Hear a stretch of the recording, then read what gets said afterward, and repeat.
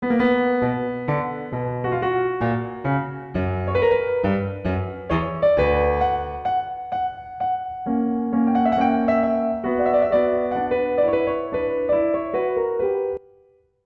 we're going to try to take on an ambitious task, to say the least. We're going to try to attempt to understand, analyze, and compare the major ancient Greek philosophies all in one podcast. Of course, it would take someone who is both supremely knowledgeable about philosophy as well as gifted in explaining it in order to achieve this task, but thankfully we have none other than Greg Sadler joining us today. Hi, this is Anya Leonard, founder and director of Classical Wisdom, a site dedicated to bringing ancient wisdom to modern minds. You can now find us, along with our free newsletter, at classicalwisdom.substack.com. Today's Classical Wisdom Speaks podcast is with Greg Sadler, the president and co-founder of ReasonIO, editor of Stoicism Today, and adjunct professor in Philosophy and Humanities at the Milwaukee Institute of Art and Design, as well as lecturer in philosophy and business ethics at Carthage College. But before we begin our tour of ancient philosophies, a quick thank you to our Classical Wisdom members who make this podcast possible. If you'd like to become a society member and help support the classics, please go to classicalwisdom.substack.com and subscribe. You can also help us out by subscribing to our podcast channel. Just hit that red button, subscribe, to get your monthly dose of the classics. Now, on to ancient philosophies. How do they really compare? Are some more applicable to our modern lives than others?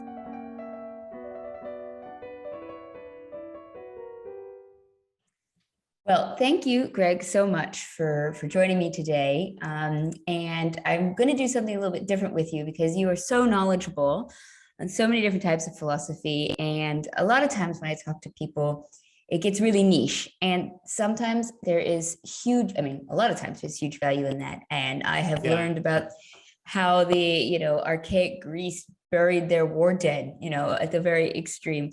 But it does mean sometimes people can miss, the forest for the trees. And sometimes it's really, really nice to take that step back and see philosophy from a much wider angle and from a very further perspective. So considering your knowledge of all the different ancient philosophies, we are going to try to do, I think, kind of an impossible task.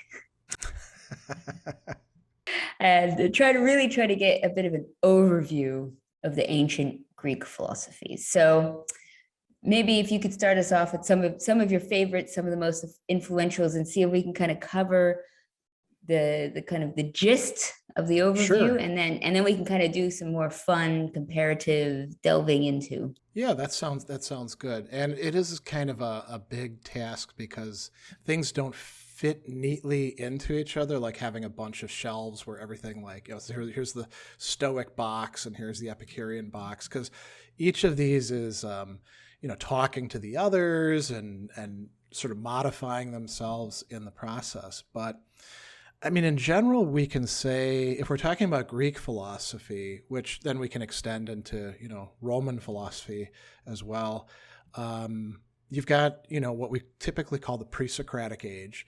And it's unfortunate that we don't have a lot of texts from them. We know about these important thinkers like Democritus or Parmenides or Heraclitus, but we only have like little bits of what they wrote. And a lot of it is coming to us from later philosophers who thought it was worth saving. So when it comes to things that are kind of, more systematic, the kind of stuff I think that your listeners would be more interested in, it's really from the time of Socrates onward. And Socrates is this absolutely central figure in that he gets interpreted in multiple ways. So everybody knows that, Plato was Socrates' student and Aristotle was Plato's student. So you've got kind of a lineage there. But, Plato wasn't the only person studying with Socrates. So you get the Cynic school arising from, we think, Antisthenes, who's another guy associated with Socrates. And we have the first hedonist school, the Cyrenaic school, which is going to get replaced basically by the Epicureans coming with another student of Socrates, Aristippus. And so we get all these, think of Socrates as like a guy who comes in, he's an ideas man, right? Maybe you've heard this. Somebody comes in, they don't actually have all the work done. They're like, yeah, you go work on this, you go work on this. You have research projects. And so he's not doing quite that. But there are these, schools and lineages that are coming off of him. So Plato founds his academy. You have the Cynics doing their thing. You have the Cyrenaics. And, Aristotle is going to study with Plato, but then he's going to diverge from him and found the Lyceum with his good friend Theophrastus, who is an Athenian and can actually own land there. So we've already got several different schools there. And then Epicurus is an outlier. Epicurus isn't connected with Socrates at all. And he winds up, after getting kicked out of another city, being in Athens with his buddies and establishing this garden. So now at this point, I think we've got 5 different schools. And then there's the Skeptics, right? And there's this guy Pyrrho that we hear about, and he seems to have been pretty hardcore.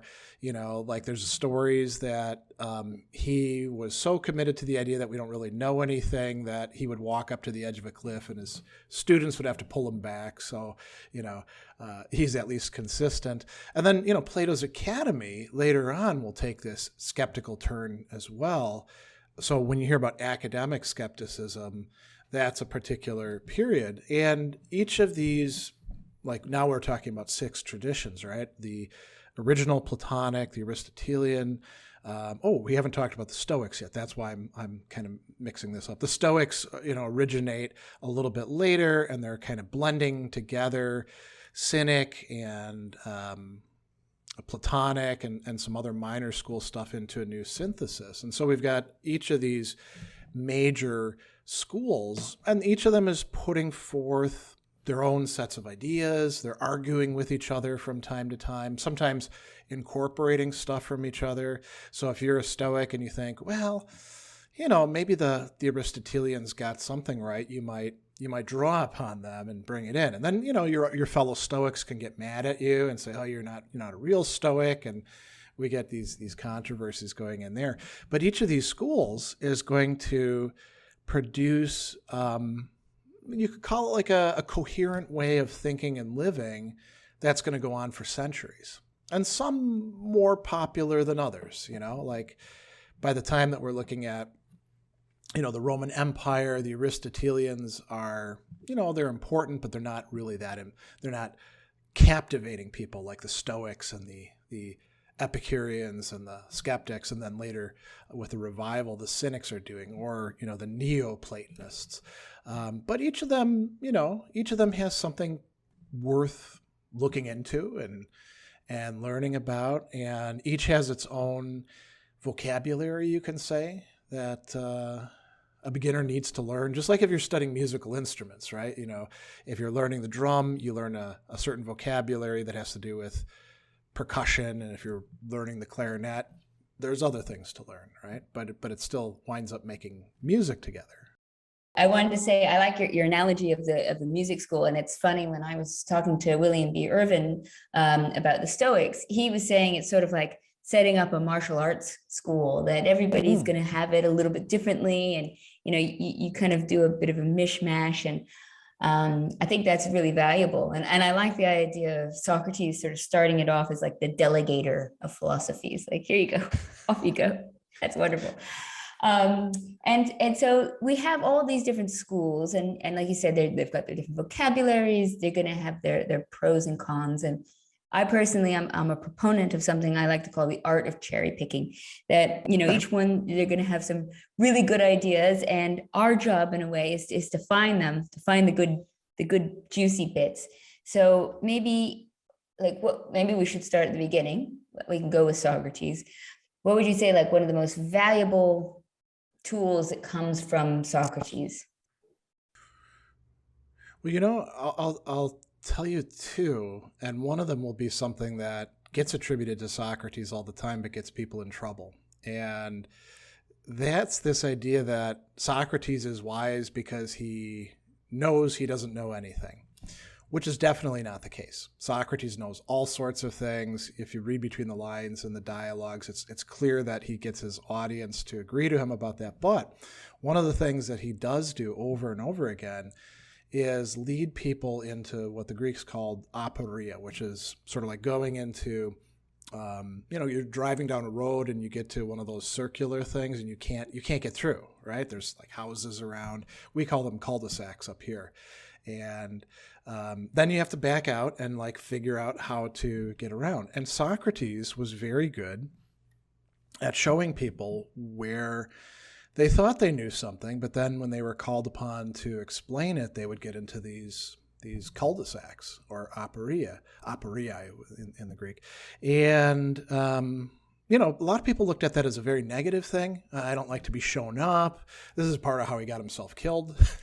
But it's really helpful, to figure out that you don't really know what you're talking about, because then you can go out of that feeling of puzzlement or frustration and start getting yourself onto the right track. I mean, you've probably known people who they get themselves lost and they won't ask anybody for directions then, and they stay lost. So I think that's something very important from Socrates. You're totally right. Like, just saying I know that I know nothing is kind of an oversimplification. And I think one of the better ways of explaining it is, I do not claim to know that which I do not know. And that is a very crucial difference, because you can say I do know the things I do know, but I do not know that which I do not know. And that kind of idea, which I'd like to maybe explore a bit with the skeptics and such, is the idea of suspending judgment and to acknowledge that you don't know. Yeah. What would you say is maybe one of your favorite ones from Aristotle? Moving on, or maybe we should go from Socrates to Plato. And I know that Socratic Platonic issue is always there, but what would you say is your favorite from Plato? The Platonist tradition is very broad. You've got like Plato's school itself with Plato and all the dialogues that he writes that are very important. And then you get this thing called Middle Platonism, when his school shifted back from the skepticism that it had gone into back to like taking Plato seriously. And Plutarch would probably be one of the most important people for that. And he wrote a lot, And then there's, what they call Neoplatonism. And each of these is like, a reinterpretation of Plato's original work. And one of the things that I think is really, really helpful, when we talk about these Platonic forms, right? And you don't have to necessarily believe that Platonic forms exist or anything like that, because I certainly don't. But one of the points that Plato makes about it is that anything that doesn't measure up to what a Platonic form would be, so like, say, justice in our world, or courage, or any of the cardinal virtues, is going to be imperfect by comparison to that form. And you see people all the time playing gotcha, like in social media. You'll say, well, this is something just, this is something right, this social arrangement or this policy. And then they'll be like, but actually, they're always using that term, actually. That's like the sign that they're going to be opposing you on this. And they'll point out something that is probably true, but is totally tangential, So you could say, well, this policy, to alleviate homelessness, right? It's going to make some impact on the people that are stuck out on the street, which is a terrible place to be, especially here in the winter in Milwaukee. And somebody will say, well, that's not going to like totally eliminate homelessness. And you'd be like, well, of course not. It's not the Platonic form of like justice being enacted here on earth, but it is worth doing, and we can say that about anything that people idealize, right? So I think that's it's not something that Plato in his dialogues talks about a lot, but I think it's something you can draw out of the Platonic mindset. Yeah. And I like, I think one of the things that Plato does for philosophy too, is that he makes it very readable and enjoyable. Oh, true, yeah. And, it makes it accessible, as like you can actually sit down and read the Symposium and enjoy yourself.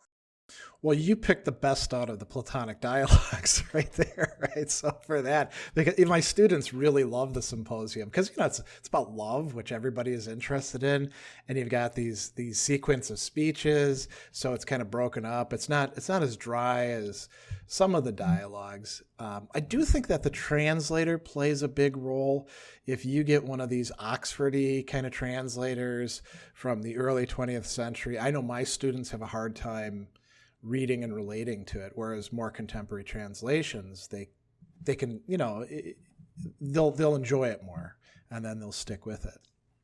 And I think that is a very good reason for advocating for new translations all the time, and for translations from a wider range of people and backgrounds, because you end up Right. liberating the classics in a way from previous translations, which can have their own biases.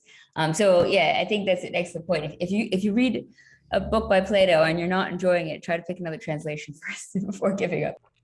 Yeah, sometimes you read those English Oxfordy translations and you're like, I'm not quite sure what slang word they're using here, what this actually means. And so if you and I are having trouble with that, you can guarantee that somebody coming to it completely fresh, without the background knowledge, is going to be totally confused about what's being said. And so from traversing from the very readable to maybe the less readable, maybe we should go into Aristotle and Sure. Yeah, he's not a it, stylist like Plato is, that's for sure. he's thorough though, there's value in that. I'll actually tell you something. I don't want this to be too much of a digression, but when I was in college and then the first part of graduate school, I thought Aristotle was so stupid. I would read the text that we were assigned and I was like, what is the point of this? And of course the problem was with me, not with Aristotle. I thought everything good that he says, it's basically common sense, and then the rest is just kind of silly stuff. And then when I started paying closer attention to it and interacting with people who took Aristotle seriously, it was sort of like having a vista open up in front of you, and you're like, holy crap, look at all this stuff. And then when you start reading them in Greek and you see the connections between the different texts that are often concealed by the translations, then you see all these interconnections, and it becomes a very robust philosophical point of view. And I'm actually a big fan of Aristotle. I wouldn't call myself an Aristotelian because I think, like you, I'm more of what we would call an eclectic, drawing on multiple traditions and bringing them together. But Aristotle's definitely a central one. And if we're thinking about like what are some of the key ideas, the doctrine of the mean, right? Thinking about the kind of character traits that we want to have, and then seeing them as not just like finding the middle position, but thinking about all the stuff that goes into it. Like, where he says it's difficult to get angry with the right person at the right time, to the right degree, for the right amount, of time. Those are all in that mean. And thinking about those things, we're more likely to get ourselves into that position, and not just with anger, but with justice and generosity and being friendly with other people and all these other things that we care about. One of my favorite things I think about Aristotle is the ideas of friendship. Obviously, the Nicomachean ethics is kind of the big one. And a simple but really wonderful concept, I think, and for both friendship and love, is just identifying that there are so many different ways that those terms can be used, and that those relationships can be understood. And, because we use the word sort of willy-nilly, okay, friends, we're friends, our friends at work, our friends at home, our family friends, and by being able to sort of categorize our different types of friendships, I think we can more accurately determine which friendships are of greater value than others, and which ones demand more time and attention, and reward.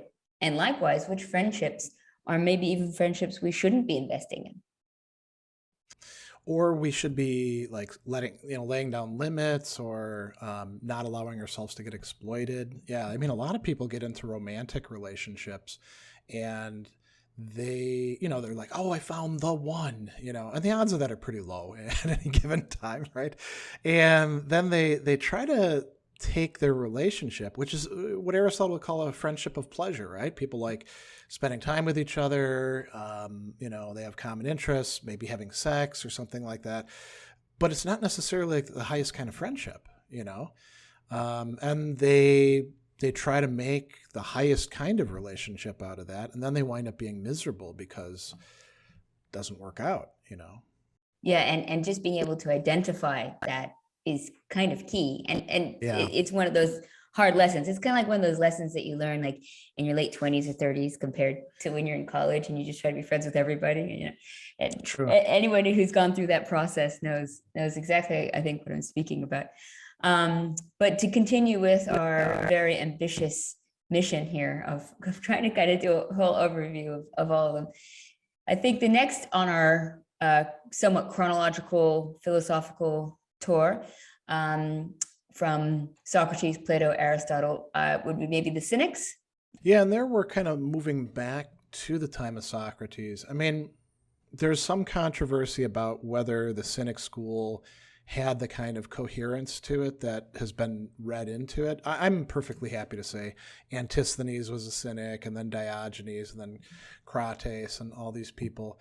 And, one of the key ideas that they had was social conventions are just that, social conventions, and they get in the way of living a truly natural human life. And the Cynics, they thought pretty highly of themselves. They're the heralds of God coming to give us, examples of what's possible. And they were never like a huge school, because it's not the kind of thing that's easy to, put together a coherent program. Everyone's got to kind of figure it out along the way. And it does involve a lot of asceticism and also, embarrassment and having people say mean things about you and all that.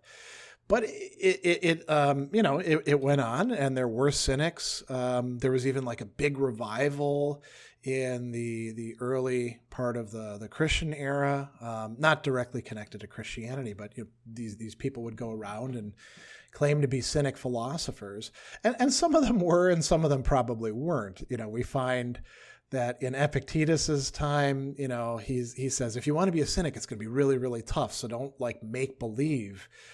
There were people making believe. And then later on, we've got this emperor, who shifts back from Christianity to Greek pagan philosophy. And he has a piece where he's criticizing the people who are pretending to be Cynics, who aren't really measuring up to it. So there was always, kind of some controversy, you could say, in how to live the Cynic life, but it's still going on today. There's been a revival in recent times. There's Facebook groups and literature out there that you can find about how to live a Cynic life. I kind of think that there's some affinities with minimalism in the present and ancient Cynicism. What works for extraordinary individuals can't necessarily be generalized to what everybody else ought to do, So sometimes those extraordinary cases, like Diogenes could live in a barrel. Okay, that's fine, right? That doesn't mean that all of us should live in a barrel, Yeah, that would be a step backwards, I think, if all society were living in barrels. I guess it's quite true. And I guess this kind of gets to the point you were saying about being an eclectic and my saying about cherry picking is that, there's not always universality to every single one of these ideas. You can take the idea and apply it and see where it's practical, where it's useful.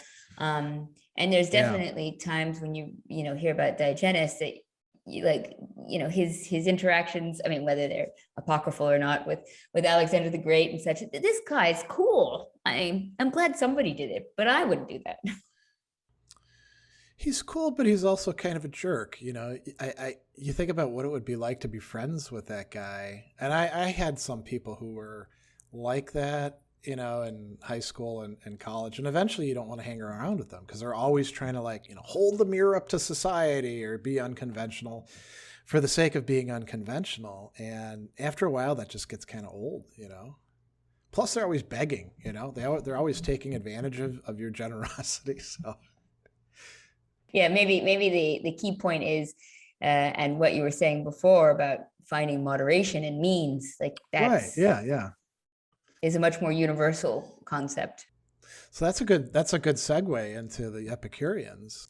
The Epicureans were kind of an interesting bunch. I mean, we use it now to mostly focus on like high end food and drink, but they were much more in favor of a simple, sustainable. That's the word that we would use today, a sustainable life. And friendship was central for them too. So rather than the Yeah, fancy stuff, it's like that really perfectly temperatured cup of coffee that you might get hmm on the weekend when you're not rushed. Like that's like an yeah. Epicurean pleasure. That's a good, more than an example, sort of like a paradigm for it. Assuming you like coffee, right? So maybe some of your listeners don't, they can't relate to that, but Cup of same, tea. exactly, yeah. Whatever it is that you're into drinking, and it doesn't cost you that much. You don't have to like go across town and fight traffic to get to that perfect spot. You can just walk, down the street and find it. Somebody selling it. That would be what Epicureans would be for. Yeah. Simple pleasures. And so you were saying you were going to introduce friendship in Epicureans. Mm. Epicurus actually thinks that friendship is one of the best things for us. And all these schools really stress friendship as central, that we have a social nature. And the Epicureans were kind of posed with a problem, which is they value everything in terms of like the pleasures or pains that it's going to create. So you could say, well, you're only hanging out with your friends because you get pleasure from them, and then as soon as they're not pleasant, you're going to throw them over. And so the Epicureans had to explain how that wasn't the case, and they came up with a couple different lines of reasoning, like, well, after you hang out with somebody for a long time, you start to get accustomed to them, and their happiness becomes part of your happiness. They did have a rather implausible idea that Cicero talks about, where the wise make an agreement to be friends with each other. It sounds very, very complicated and prone to misunderstanding. So I don't really buy that one myself. I think it's more likely that, you indulge in certain pleasant things with people, and then you come to associate that with them. Yeah, it's really interesting to see friendship pop up again and again. I mean, I guess Socrates had his friends. They tried to convince him to run away, Exactly. That's and right. save Yeah, himself. yeah. Yeah, Socrates' friends were willing to like subvert justice and bribe the guards and set up a shop for him in some other city. So I mean, that's a pretty strong commitment. And then, of course, in the Phaedo, they're all unhappy because the poor guy's dying, and he's stuck having to explain how it's not so bad that he's dying to them. Yeah, he even has some people sent away. Yeah. Yeah, so we've talked quite a few bit about Epicurus and Cynics, but I feel like we kind of jumped over the Stoics a little bit. Would Okay. you say, and one thing I think is something I like to address to people is that Stoicism, the modern term, makes it seem very isolated, but Mm, actually the Stoics were very right. pro community. Speaking of friendship and Stoicism. Yeah. The Stoics thought that that's part of our human nature, our rational nature, is that we ought to have relationships with other people and try to grow within them and do what they would call our duties or appropriate actions towards those that we're connected with. And there's so much to Stoicism. Seneca talks about Stoicism as being this sort of complicated network of ideas. And I think that's quite true.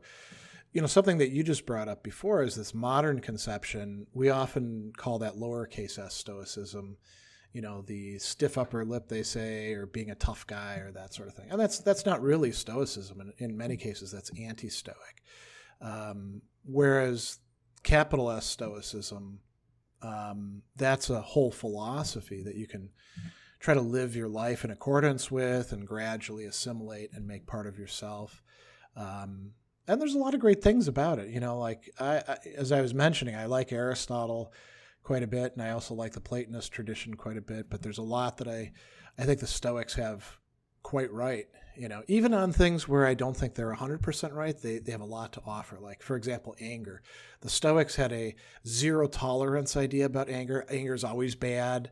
I don't quite buy that. I think that maybe Aristotle gets some of it right, but the Stoics, boy, do they have a lot of practices that we can use to work on our temper, So they're awfully helpful in many ways. Yeah, I mean, there's definitely a bit of a renaissance, I think, of Stoicism of Yeah. late, and it's been growing in popularity. And I keep saying again and again, I feel like it's the gateway drug into ancient philosophy, which I'm happy about, because Yeah. you see the appeal, the practicality, the applicability of an ancient philosophy, and then you go, hey, wait, this is more than just a life hack. What else can they offer? But Stoicism does give people a lot. Yeah, and I like where you're going with that. I think there's some people who are like looking for a singular life philosophy, and they want to find something and then just stick with that, right? And that can be okay provided that life philosophy is adequate to the problems that you're going to run into. I kind of suspect that Stoicism is definitely like top tier, but it doesn't have everything, So you do need to be willing to draw in other things and put them together. And like you said, not just life hacks, but like trying to synthesize these things together in a coherent way, which is what people like Cicero, who was an eclectic, did. He drew very heavily on the Platonist and the Aristotelian, and even on the Skeptics and on the Stoics. At one point he says, if I wasn't an academic skeptic, I would be a Stoic. The only ones that he didn't really give much, he's actually quite unfair to them, is the Epicureans. But everybody beat up the Epicureans in ancient times. Oh, did they? So, I always like Epicurus, but why did they beat up on him? well, there's that, we were talking about this earlier, this tendency to think they're really just about pleasure seeking and avoiding pain. And the Epicureans also, they thought that friendship mattered, but you shouldn't be like politically active in your society, right? So there's a kind of withdrawal from things. And I don't know. I think everybody was a little bit standoffish with them, because they're like, can you really trust that Epicurean?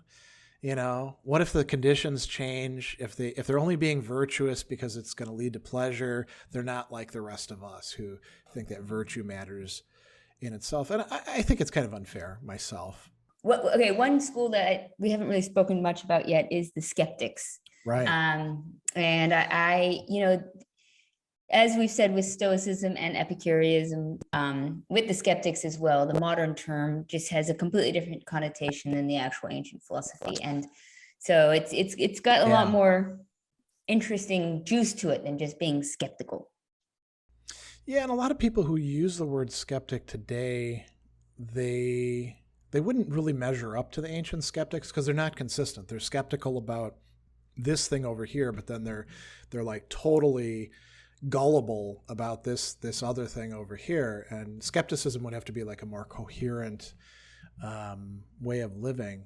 Now, the ancient school, there's actually like, there you can call it a school, but it's also it's got little branches, you could say. So there's this guy Pyrrho, and he has some students, and then it kind of dies out, and then you get the Plato's Academy taking this skeptical turn, and there's like two different styles of it there. There's the extreme skepticism that Pyrrho had embodied, and then there's a more moderate skepticism that's like, listen, we just got to be careful. We don't know everything, which is more like what we were talking about at the beginning with Socrates, right? Not saying I don't know anything, because that itself is a knowledge claim, but saying we got to be careful about the things that we think that we know.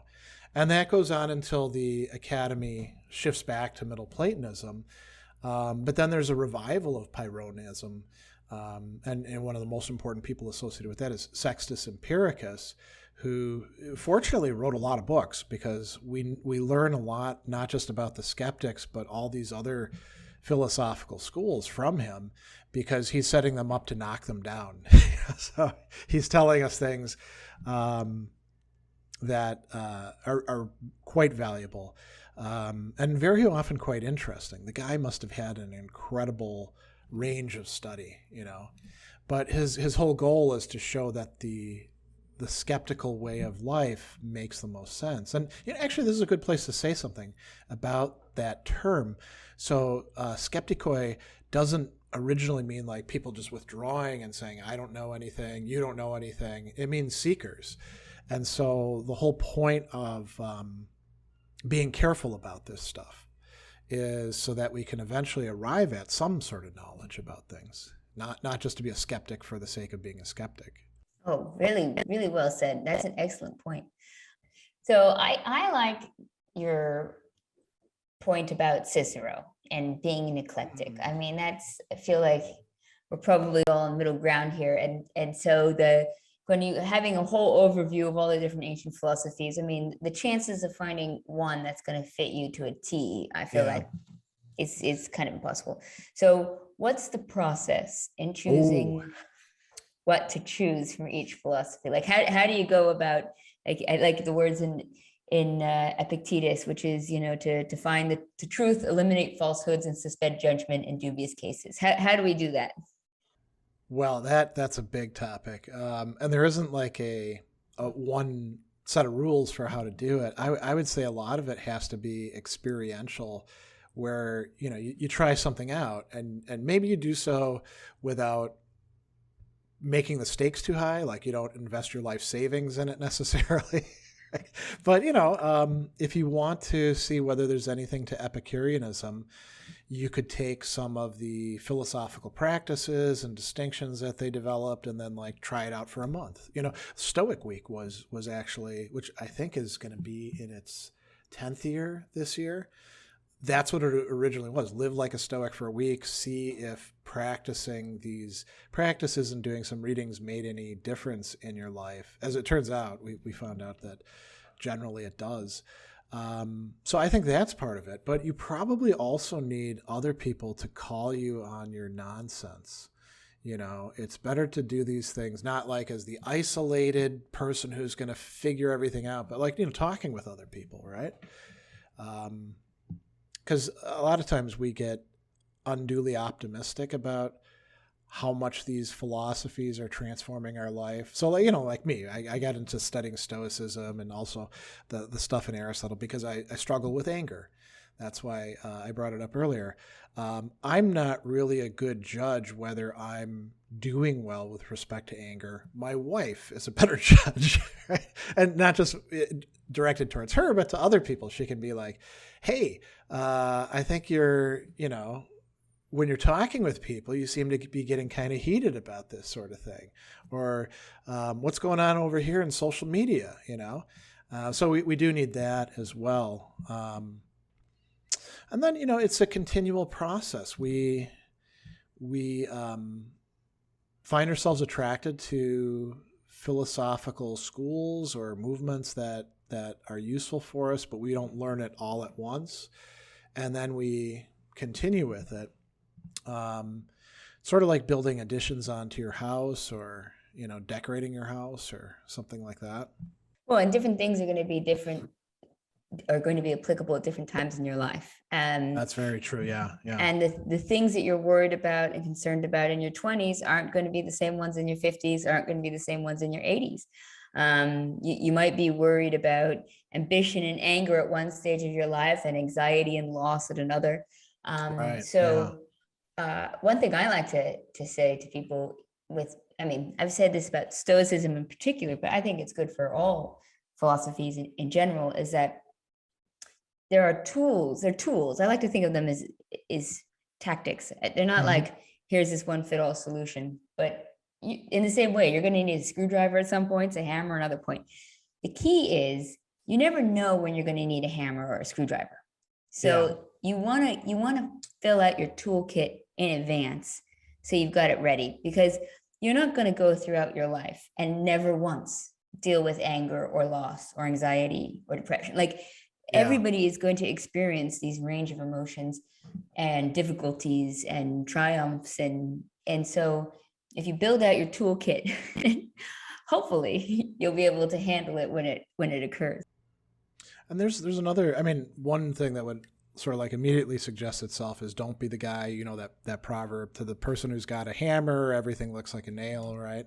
That's what happens when you have too exclusive a view. But you also don't want to have just tools that are, you know, not that useful, but look cool. I mean, you can go into some people's toolboxes and you're like, what the hell is this thing? What do you do with that? You know? And they're like, well, that would it be if I encountered this weird arcane situation that nobody ever does. I'm prepared for it. Well, that's not particularly helpful. Like you said, you need a screwdriver, right? And you basically need two kinds of screwdrivers, flathead and Phillips. And you do need a hammer, right? And a measuring tape, and you're going to need a wrench. You know, these are the things that we typically encounter in our lives.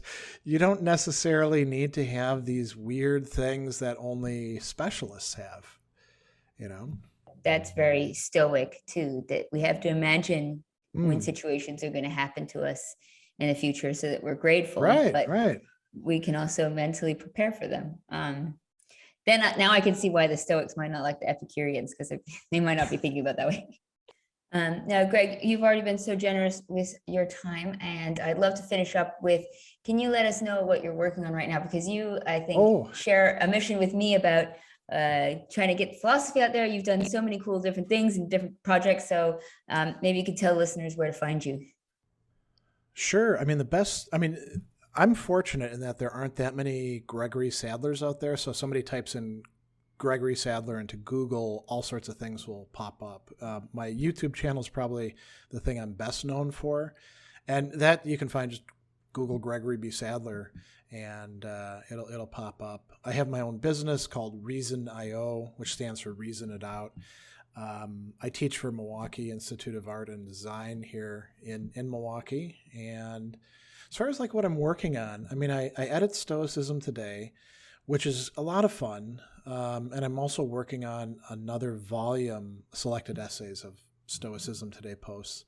And then the other two things that I've got sort of on the near horizon, I did a whole set of commentary videos on Epictetus's Enchiridion a while back.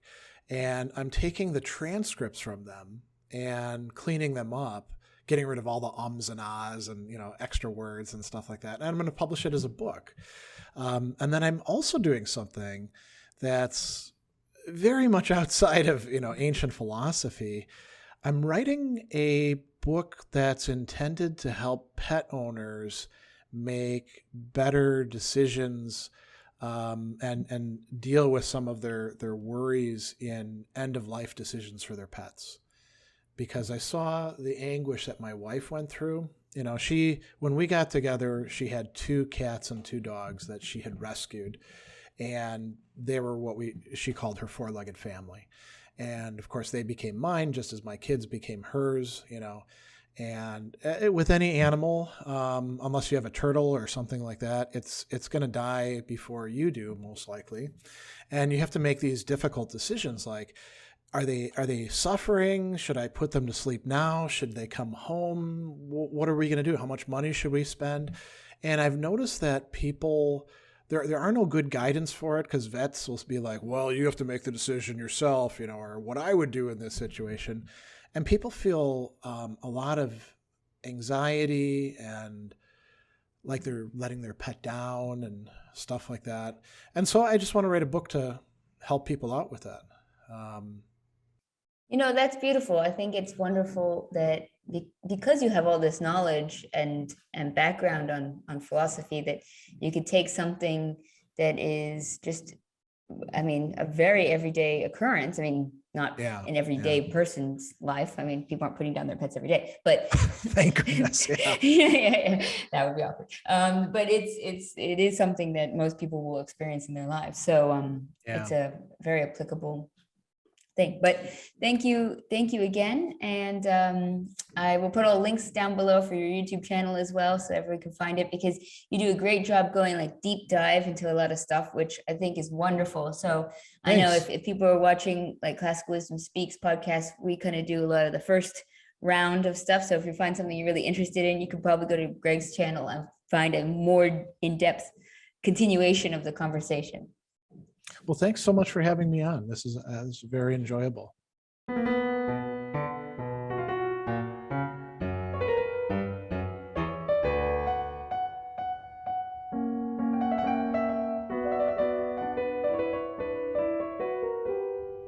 Thank you for listening to Classical Wisdom Speaks.